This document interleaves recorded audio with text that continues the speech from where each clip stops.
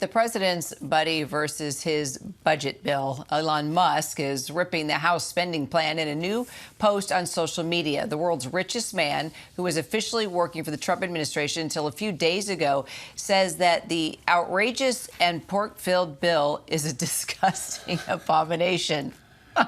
You knew this was coming, right? You knew the fallout between these two bros. The love is lost? I think so. Those words come as President Trump. He's working the phones. He's meeting with Republican senators. He's trying to get this spending bill passed by his self-imposed July 4th deadline. Senate Republicans are planning to meet tomorrow to discuss the bill. Several of them are skeptical. Senior political correspondent Rachel Scott joins us now with more. So, Rachel, Elon Musk, he went from working for Trump a couple of days ago, such a warm goodbye. Now he's working hard, hurling invective against this legislative agenda. What's going on?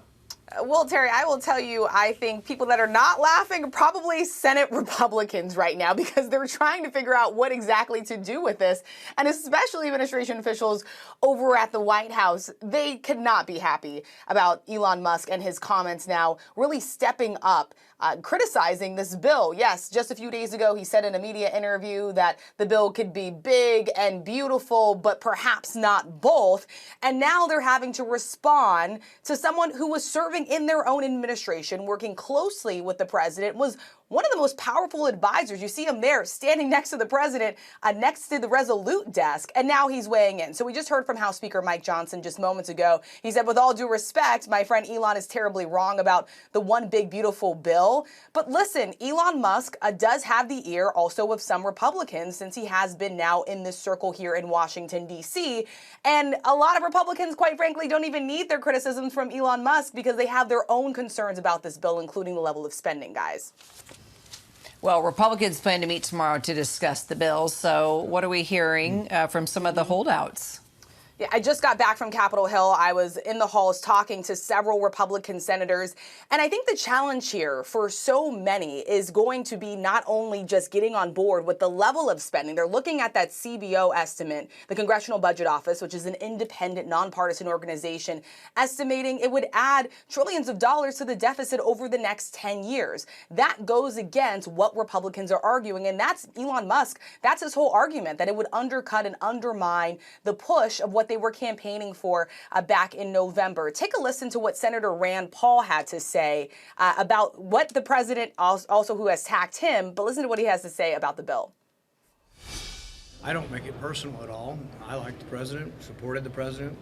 In fact, I'm for the tax cuts. I am for a lot of the bill, but I can't in good conscience give up every principle that I stand for and every principle that I was elected upon, and that's that we can't accumulate more debt. Yeah, so you hear there from Senator Rand Paul, even despite the president coming out very forcefully, as I should say, against Senator Rand Paul, really trying to pressure these Republican holdouts to get on the same page. He's saying flat out right now he is a no on this bill, guys. And Rachel, we just heard, informed by our control room, that Speaker Mike Johnson has come out now and responded to Elon Musk. This is really the drama. The Democrats seem in irrelevancy right now. What is Speaker, actually, let's roll this, right? So here's what Speaker Mike Johnson had to say. Elon is missing it, okay? And it's not personal. I know that the EV mandate, very important to him, that is going away because the government should not be subsidizing these things. It's part of the Green New Deal, and I know that has an effect on his business, and I lament that. We talked about the ramp down period on that and how that should be duly considered by Congress, but for him to come out and pan the whole bill is to me just very disappointing, very surprising in light of the conversation I had with him yesterday. Yeah, Rachel, Mike Johnson's a mild-mannered fella. He sounded a little tart there. Sounded like he's a little upset. Yeah, and especially for Speaker Johnson, because whatever version of the bill that passes the Senate is going to have to go back to the House for final approval. The Senate is almost certainly going to change something in this bill, maybe numerous things. That's going to have to go back to the House and be passed. And so when you have someone like Elon Musk giving a lot of these holdouts cover, that puts someone like Speaker Mike Johnson and Majority Leader John Thune in a very tough position when they're trying to get their party on the same page. Yes, Republicans may have the majority in both the House and the Senate, but we are talking about very, very small numbers here. There is little to no room for error, guys. All right, Rachel Scott, as always, thanks very much. Thanks, Rachel.